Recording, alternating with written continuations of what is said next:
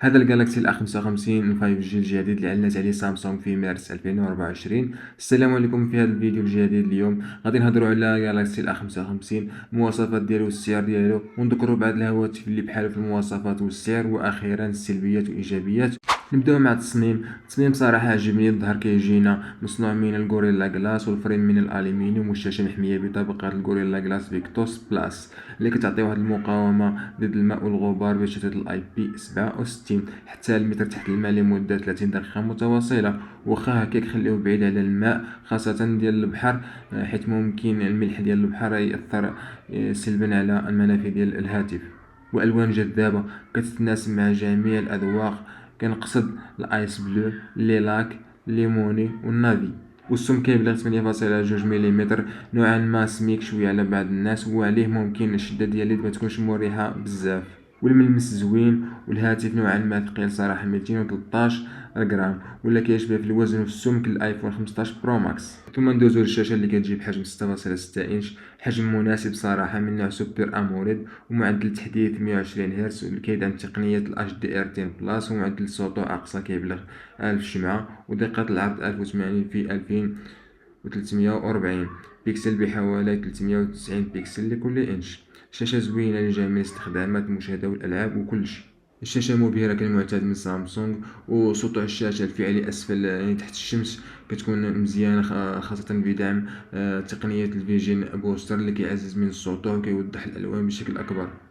ندوزو للكاميرات الأساسية بدقة 50 ميجا بكسل عريضة، ثم 12 ميجا بكسل عريضة جدا، وأخيرا 5 ميجا بكسل ماكرو، يعني باش تصور الاشياء القريبه. والصراحه خاص يكون الاضاءه مزيانه باش تقدر تستافد من الكاميرا الماكرو. بالنسبه للتصاور فراه غادي تعجبك الكاميرات جالاكسي الا 55 بزاف، تصاور نقيين وكينافسوا الهواتف الرائده في ظروف الاضاءه الجيده.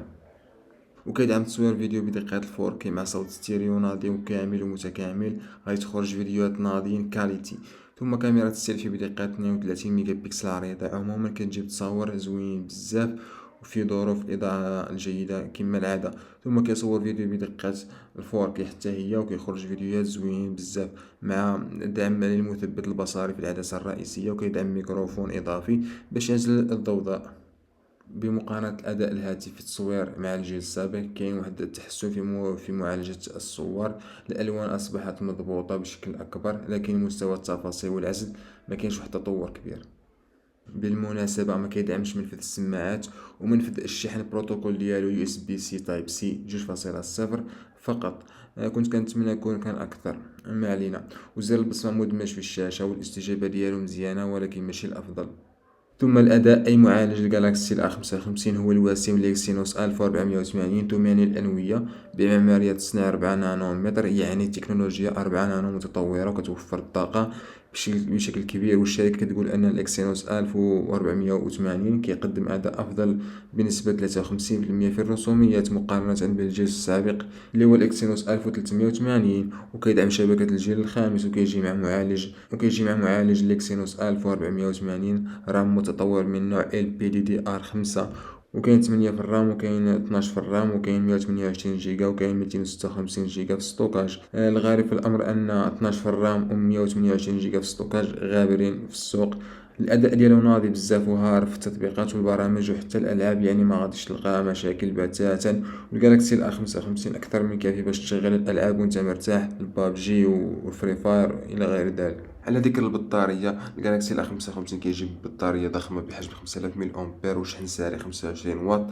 البطاريه مزيانه بزاف، ما غاديش تلقى معها مشاكل، تجيب لك النهار مرتاح. وكون غير كانت سرعه الشحن اكثر من 25 كان غادي يكون افضل. الجالاكسي الا 55 كتعتبر اعلى ما كاين في الفئه المتوسطه عند سامسونج. الا بغيت افضل منه خاصك تدخل على سلسله الاس، والسعر ديالو باقي غالي حيت ممكن تلقاه بديك 5100 5200 درهم، 256 جيجا مع 8 رام عند المحلات، او 5700 درهم 256 مع 8 رام عند جرون سورفاس بحال مرجان كارفور الى غير ذلك.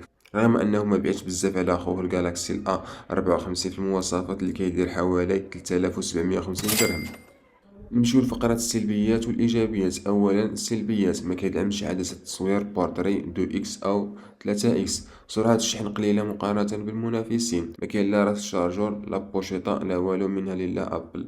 حواف التليفون كبيره شويه. ثم الإيجابيات وما أكثرها: مواد تصنيع فاخرة كدعم الإيسيم، ضمان تحديثات النظام ل4 سنوات والأعمال ل5 سنوات.